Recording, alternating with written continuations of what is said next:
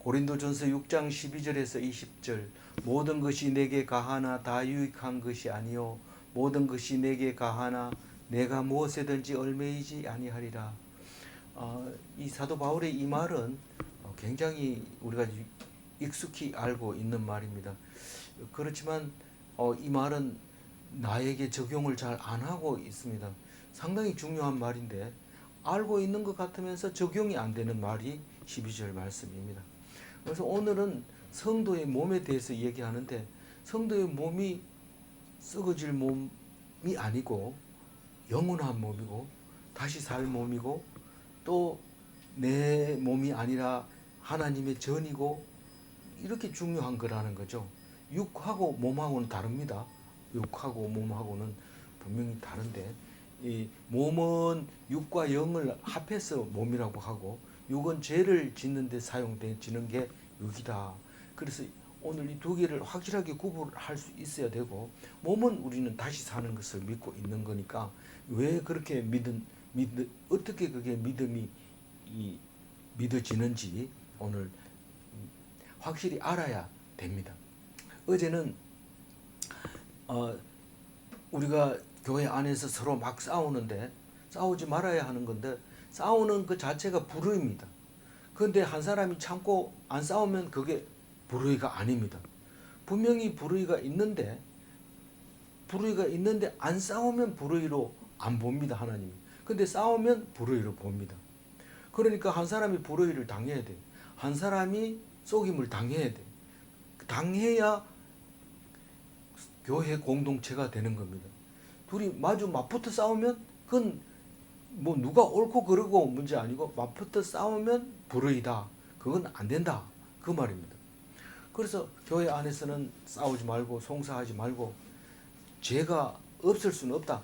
그런데 죄가 있다면 출교시켜야 된다.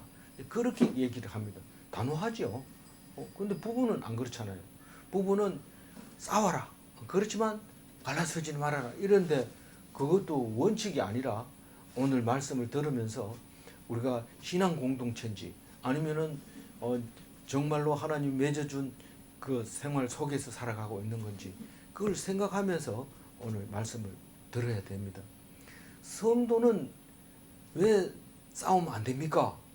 싸울 수도 있잖아요. 근데 네가 하나님 앞에 하나님의 죄사함을 받고 거룩해지고 구별되어지는 것처럼 그 사람도 죄사함을 받고 거룩해진 사람이다.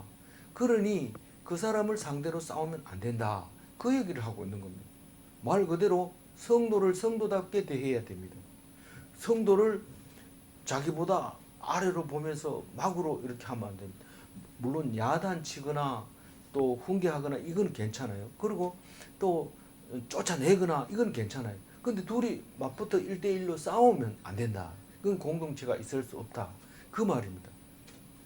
왜냐하면 그 사람이나 내나 똑같기 때문에. 그거는 싸운다 하면 그건 불의고 불의를 한쪽에서 당하면 억울하다. 이건 옳지 않다. 그렇게 당하면 그게 의롭다는 겁니다. 놀라운 말씀이죠. 우리는 옳고 그름은 똑부러지게 구분하려고 애를 쓰지만 사실은 하나님은 그게 아니고 네가 불의를 당하면 의롭다. 그렇게 인정해 준다는 거예요. 교인이라는 거죠. 그래서 출교는 해라. 그러나 다투지는 말아라. 이렇게 말했던 것을 어제 보면서 우리는 뭔가 어물쩍하게 교회에서 싸우면 되냐. 착한 사람들이 모였는데 이러고 안 싸우고 참고 이러면 결국 나중에는 폭발합니다. 그렇게 하지 말고 그냥 당해라. 그게 낫다. 속임을 당하고 불의를 당해라. 그 얘기. 모든 것이 내게 가하나 모든 것이 내게 가하나 다 유익한 건 아니요 내가 무엇이든지 얽매이지 아니하리라. 이렇게 말씀하실 때 무슨 다 유익하다는 것은 이 모든 것이 가하다는 것은 율법에 자유하다는 거예요. 율법에서는 주일날은 반드시 교회 가야 된다. 교회가 아니고 맞죠. 그러니까 안식일에는 뭐 아무것도 못 하는 거예요. 그게 근데 안식일 날 뭐든지 할 수 있습니다. 그게 율법주의에서 자유한 거예요. 성도의 자유죠. 그렇다고 해가지고 전부 유익한 건 아니다라는 거예요. 근데 그것을 해석해 놓은 거 주석을 보면은 사랑만 유익하고 나머지는 유익하지 않다. 마음대로 하지만 그래도 유익한 것은 사랑밖에 없다. 이렇게 주장하는 사람도 있어요. 그리고 무엇이든지 얽매이지 아니하리라. 이 말은 생각해 보세요. 이 무엇이든지 할 수 있으면 뭐 할까요, 여러분? 이 시간에 게임하죠. 시간 나는데 아니 2시에 묵상하는데 그거 한번 들어보자. 그거 안 하고 게임합니다. 아니 회사 일하는 사람이 게임합니까? 회사 일하면 게임합니다. 연구실에서도 하고 학생들도 하고. 그 2시가 되면 이렇게 좀 거기 네이버 웨일온에 들어와서 좀 듣고 이러면 얼마나 좋겠어요. 그렇지만 안 하는 거죠. 그러니까 가하지만 얽매이지 않는다. 난 2시에 들어가서 묵상 안 한다. 안 얽매인다. 이런 뜻이나 마찬가지인데 그게 그런 말이니까요. 사실은 우리가 뭐든지 할 수 있다 이러면 좋은 것만 합니다.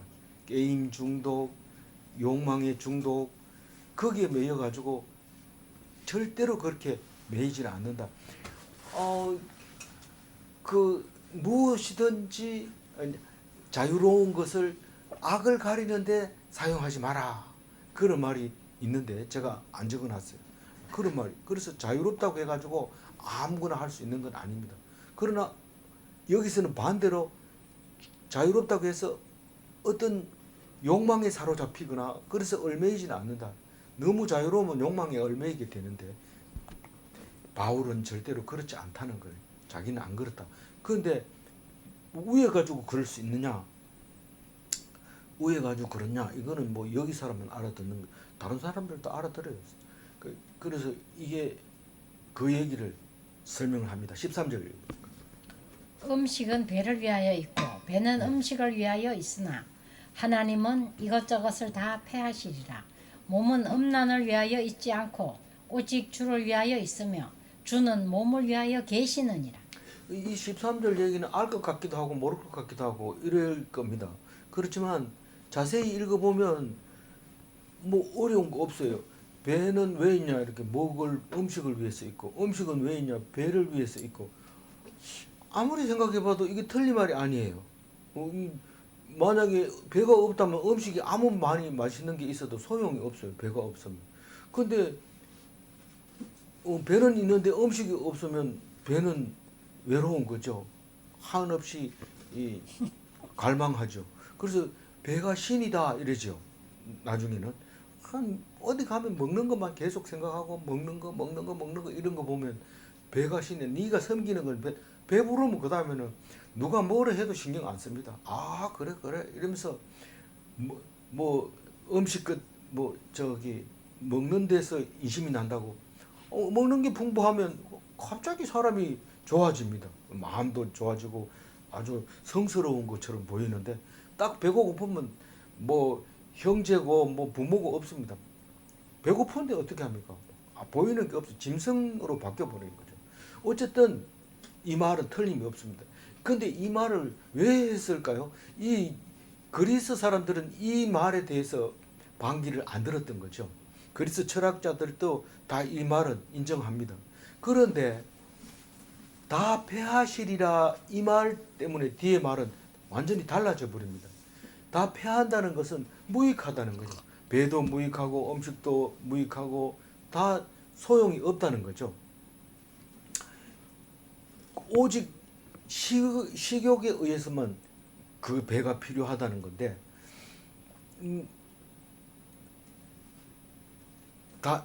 이게 이제 결국은 우리가 죽음을 앞두고 이런 말을 할 수 있습니다. 죽음까지 갔을 때 우리는 누구든지 죽음까지 갑니다. 죽음까지 갔을 때는 많이 먹은 사람이나 적게 먹은 사람이나 배가 큰 사람이나 배가 적은 사람이나 아무 상관없이 모두 소용이 없었죠. 무익하게 폐지돼 버리는 거죠.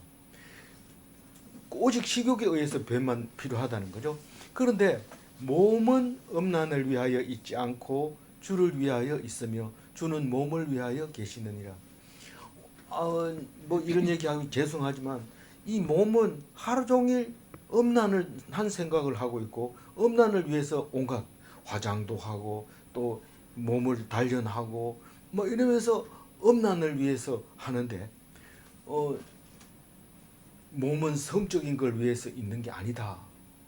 확실하고 분명하게 얘기하는데 이 몸이라고 하는 것은 이 헬라어로 소마라고 얘기하고 육과 영이 들어있을 때 몸이라고 합니다. 그래서 성령의 전이다 그렇게 얘기합니다. 우리 몸이. 그러니까 영이 들어있을 수 있는 그 공간이 몸이라는 거죠. 그래서 몸이 다시 사는 것을 믿습니다. 우리는 몸이 다시 살지 않는다면 하나님은 영원할 수가 없어요. 몸이 있으니까 그 몸 속에 영이 임해서 영원한 겁니다. 그러니까 산 자의 하나님입니다. 살아 있으니까 하나님이 필요하지. 우리가 죽어버린다면 하나님이 뭔 의미가 있습니까? 그러니까 산 자의 하나님, 그게 몸이라는 거예요. 그래서 몸을 위하여 누가 있다고요? 주님이 계신다고. 주님이 안 계시면 몸도 없고 몸이 있으면 주님이 계시는 거예요. 그게 성도의 몸을 얘기하는 겁니다. 근데 육은 뭡니까? 이러면 육은 헬라어로 사륵스라고 하는데 사륵스는 살, 육체. 그러니까 하나님이 흙으로 지은 육체인데 그게 죄악을 짓는데 사용되는 그릇이 육이라고 말하고 있습니다. 그러니까 우리는 이제 분별력이 있어야 돼요. 몸과 육. 그래서 뒤에 읽어보면 자세하게 얘기해요. 그런데 자세하게 얘기한 채로 13절하고 관계없는 것처럼 읽혀져요. 뒤에 게 연결이 잘 안 되는데 천천히 읽으면 오늘 찾아내시기 바랍니다. 14절 읽어봅니다. 하나님이 주를 다시 살리셨고 또한 그의 권능으로 우리를 다시 살리시리라. 그러니까 살리셨고 이랬을 때는 아무 말도 안 하지만 몸을 살리신 거예요. 육을 살린 게 아니고 몸을 살렸고 그의 권능으로 우리를 다시 살리시리라. 주님이 다시 사신 예수님의 몸, 그거를 하나님이 주를 살리셨고 이 말을 이렇게 말했고 다시 살리실 우리의 몸은 그리스도의 권능으로 살아납니다. 이 권능이 디나미스거든요. 디나미스는 살아나지 마 이렇게 말할 수 있는 사람이 있다는 거예요, 없다는 거예요? 그런 거 없어요. 아무리 큰 바위라도 구멍을 뚫고 화약을 넣고 다이나마이트를 넣어가지고 불을 붙이면 우리 눈에는 그게 깨져 보이지 않지만 불을 붙이면 다 깨져 있습니다. 나중에 흙을 걷어내고 바위를 돌려보면 다 거미가 있습니다. 그게 디나미스예요. 능력이에요. 하나님의 권능이에요. 주를 다시 살리신 하나님의 권능으로 누구를 살려요? 우리를 살립니다. 그게 몸이 다시 사는 거예요. 그게 우리의 믿음입니다. 그게 우리의 신앙 고백입니다. 날마다 드리는 예배 때마다 드리는 신앙 고백이 몸이 다시 사는 것을 믿사옵나이다. 그렇게 말할 수 있는 겁니다.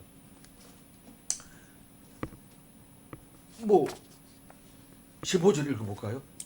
너희 몸이 그리스도의 지체인 줄을 알지 못하느냐? 내가 그리스도의 지체를 가지고 창녀의 지체를 만들겠느냐? 결코 그럴 수 없느니라. 그러니까 너희 몸이 그리스도의 지체인 줄 알지 못하는지 알아요.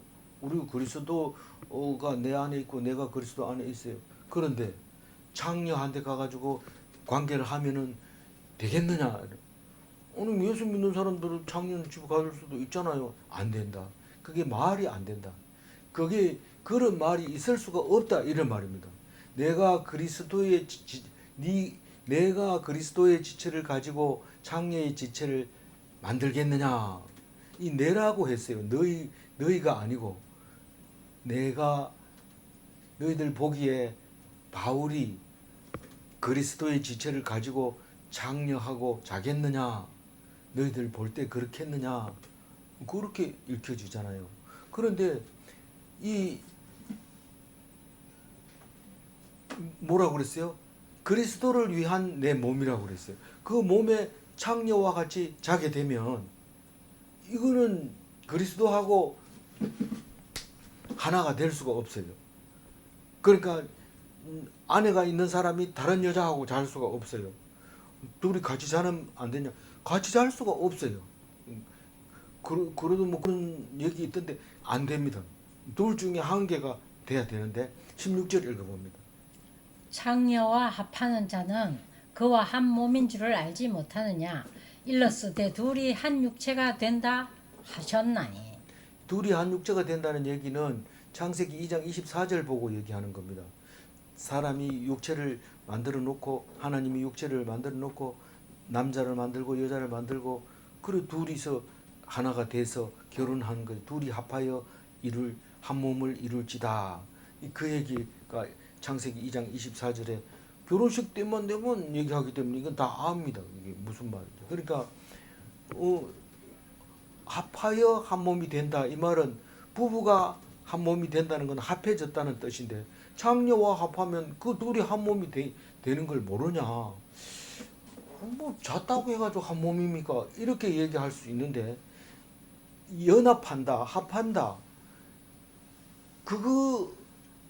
그게 의미를 다시 계속해서 얘기합니다. 17, 18절에 계속 얘기합니다. 잔다는 얘기가 무슨 뜻인지 연합한다. 그걸 야다라고 해요. 야다. 관계를 맺는다를 야다라고. 히브리 말로 야다란 말인데 안다는 겁니다. 그게 두 사람 사이에 다른 사람 모르는 그런 깊은 관계가 있다. 그 얘기를 하고 있는 건데 17절 읽어볼까요? 주와 합하는 자는 한 영이니라. 하나님과 합한 자, 하나님과 결혼한 사람은 하나의 영이다. 한 영이다. 어떻게 연합했는데요?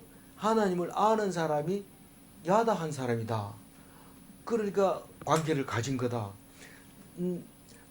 예수님은 나의 남편이고 나는 신부고 신랑이고 신부고 그런 예를 여러 번 들어서 설명하면서 부부다.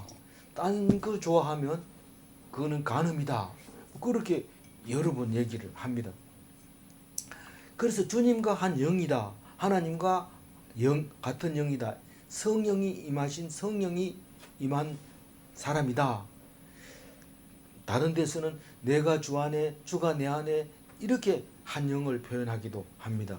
18절 읽어볼까요? 음행을 피하라. 사람이 범하는 죄마다 몸밖에 있거니와 음행하는 자는 자기 몸의 죄를 범하느니라. 요 18절이 드디어 15절부터 18절 왜 15, 16, 17, 18이 18절에 와가지고 해석이 되어야 됩니다. 음행하지 마라. 사람이 범하는 죄마다 몸 밖에 있거니와. 몸 밖에 있다는 게 뭔 뜻인가? 우리가 죄를 지으면 겉으로 나타납니다. 그런데 이 음행을 하면 겉으로 안 나타날 수 있습니다. 증거가 없을 수 있습니다. 뭐 물론 아기가 생긴다든가 그 밖에 무슨 일이 생기면 증거가 남아 있긴 하지만 그 이외에는 찾아내기가 어렵습니다. 그런데 적어도 성적인 죄만큼은 몸 안에서 범한다고 얘기를 하고 있습니다. 이게 모든 범죄는 몸 밖에 있거니와 이 말은 육체적으로 지은 죄를 말하고 있는데 다시 말해서 마음으로 죄를 지으면 그거는 세상 사람들이 죄라고 인정 안 해요. 밤에 자면서 숱한 마음으로 악한 마음을 꾸고 있어도 아침에 경찰이 와가지고 붙잡아 가지 않습니다. 속에 있기 때문에 몸 밖에 나타난 것만 붙잡아 갑니다. 경찰이. 그게 죄라고 하는 거죠. 그런데 음행은 그게 안 나타나니까 못 붙잡아 가는 거죠. 실제로 그 음행하는 그거를 그렇게 단속하기가 어렵습니다. 법적으로만 이 성을 매매하거나 뭐 이렇게 하면 안 되는 걸로 돼 있지만 그걸 찾아낼 길이 없어요. 증거가 없으니까. 그런데 뭐 이런 방법 저런 방법으로 막 찾아내는데 그렇다고 해가지고 그런 일이 다 찾아낼 수 있는 거 아니에요. 그래서 사람이 범하는 죄마다 몸 밖에 있거든요. 죄는 겉으로 나타난 거다. 그런데 음행하는 자는 자기 몸의 죄를 범하느니라. 이 마음에 없는 성범죄는 없습니다. 마음이 있으니까 가능한 거죠. 그러니까 이거는 속 안에다가 범하는 거예요. 몸 안에. 그러니까 예수를 받아들이는 것과 창녀를 받아들이는 것하고 동급으로 본 거죠. 그 마음을. 그래서 그거는 안 된다는 거예요. 그래서 육과 영혼을 더럽히는 게 간음죄, 음행하는 죄가 육과 영혼을 더럽히는 거예요. 그러니까 그 그리스도와 합하라 이 말은 그리스도와 하나 되라, 그리스도와 야다하라. 다른 말로 좀 쉽게 얘기할 수 없나요? 매일 말씀을 묵상해라 그 말입니다. 죽으나 사나 말씀을 붙잡아야 돼. 죽으나 사나 마누라 하고 다녀야지 떨어져 있거나 주말 부부하거나 기러기 아빠하거나 이러면 안 된다는 거예요. 그게 어떻게 그게 이 됩니까? 안 된다는 거예요. 그렇다고 해서 전중함이가 기러기 아빠는 안 된대, 이러 안 된다. 이 주말 부부 안 된대, 이러 안 된다. 그런 게 아니라 그렇게 떠나거나 자신이 있으면 기러기 아빠 해도 돼요. 뭐 주말 부부 해도 돼요. 그렇지만 자신이 없는 사람이 거의 다기 때문에 거의 다 결혼합니다. 거의 다 결혼한다는 것은 거의 음행을 할 수밖에 없게 만들어져 있기 때문에 결혼을 해야 된다는 겁니다. 결혼하면 음행을 안 할 수 있는 거죠. 그래서 반드시 결혼해야 됩니다. 그게 내일 나옵니다. 그 자세하게 나옵니다. 뭐 이런 경우에도 나옵니까? 이런 경우에 나오고 결혼했느냐, 처녀냐, 뭐 재혼했느냐, 다시 결혼했느냐, 뭐 이런 얘기가 내일 나오는데 내일은 길어요. 엄청 길어요. 오늘은 짧아요. 오늘 얘기 잘 들어놓으면 내일은 뭐 그냥 쭉 읽기만 해도 될 정도입니다. 우리는 간음을 없애기 위해서, 영적 간음을 없애기 위해서 매일매일 말씀 묵상합니다. 없으면 뭐 말씀 묵상을 하는 사람이 없으면요, 그러면 딴 데 갑니다. 딴 거 좋아합니다. 오늘 이벤트가 홈플러스에서 있는데 반값이래 가죠. 그럼 뭐 말씀을 떠나는 거죠. 그 돈 아껴가지고 하여튼 그렇게 돼요. 하여튼 매일 말씀을 묵상해야 됩니다. 그게 이제 그 간음을 하지 않는 아주 중요한 거죠. 잘하고 있는 겁니다. 19절을 읽어봅니다. 너희 몸은 너희가 하나님으로부터 받은 바 너희 가운데 계신 성령의 전인 줄 알지 못하느냐. 너희는 너희 자신의 것이 아니라. 뭐 우리는 많은 것을 알고 있습니다. 설교를 많이 들어가지고. 우리 몸은 누가 준 거예요? 하나님이 준 걸 우리가 받은 거예요. 우리가 받아들인 거예요. 안 받아들이면 안 되죠. 무조건 받아들였으니까 사람이 된 거죠. 안 받아들이면 죽었어요. 태에서부터 죽고 그 태 이전에서부터 죽고 나서 죽고 돌 되기 전에 죽고 어른 되기 전에 죽었는데 우리가 하나님으로부터 이렇게 사람이 됐습니다. 그러면 우리 가운데 하나님이 계신 전인 줄 알아야 됩니다. 왜냐하면 우리가 하나님이 만들었다는 걸 안다는 그 자체가 성령이 우리 마음속에 있다는 겁니다. 그러니까 성령의 전이라, 성전이라 이 말입니다. 성령의 전인 줄 알지 못하느냐, 성전이 아니냐 이 말입니다. 너희들이 성전이 아니냐. 왜냐하면 하나님이 그 계시기 때문에. 그러니까 하나님을 모셔놓고 내 마음대로 하는 것이 아니고 하나님이 하라는 대로 해야 된다. 하나님 죽으라면 죽고 살리라면 살고 살아도 감사하고 죽어도 감사하고. 내일 보면은 우리는 무아지경에 빠집니다. 우리가 덕도를 하게 되면은 아무것도 없습니다. 그리고 뭔가를 한 말씀 해주시오 이러면은 딱 앉아가지고 산은 산이고 물은 물이다 이렇게 얘기하는데 그거 듣는 사람이 막 깜빡 가버립니다. 그래가지고 그 스님이 말했다 이러면서 막 산은 산이고 물은 물이다 하면서 얘기하는데 거기 사실 깊은 뜻이, 엄청난 뜻이 들어있는 거죠. 있는 건데 오늘 여기서 그 안에 하나님이 계신다. 그럼 나는 없어요. 오직 하나님만 하라는 대로, 시키는 대로, 있는 대로, 주어지는 대로 그렇게 사는 게 하나님의 성전의 모습입니다. 이 성전은 내가 살아있을 때만 성전이고 죽어 있으면 성전이 안 됩니다. 그러니까 죽으면 어떡하나 이거 신경 쓸 거 없어요. 살아있는 동안에 하나님을 모시면 됩니다. 그런데 우리는 영원한 하나님이 우리를 죽일 리가 없습니다. 그러면 하나님 안 계시니까요. 그러니까 영원히 사는 겁니다. 19절을 다시 정리하면 성도는 알아야 되는 게 있는데 그게 뭐냐면 몸은 하나님께 받은 것이라는 것과 성도 가운데 성령이 있다는 거예요.